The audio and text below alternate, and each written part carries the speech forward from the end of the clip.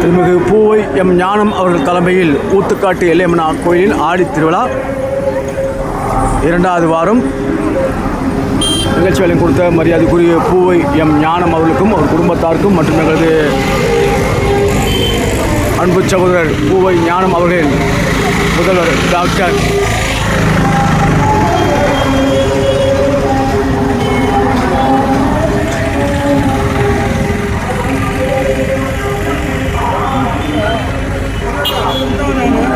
பிரேம்குமார் அவர்களுக்கும் ஞானம் மற்றும் திருமதி நிர்மலா ஞானம் அவர்களுக்கும் மரியாதை கலந்த வணக்கத்தையும் நன்றியும் அவர் குடும்பத்தாருக்கும் அந்த ஆடித்திருவிழா நடத்தி கொண்டிருக்கின்ற ஒவ்வொரு மண்டகப்படியாருக்கும் நன்றிகளை தெரிவித்துக் கொள்கிறோம்.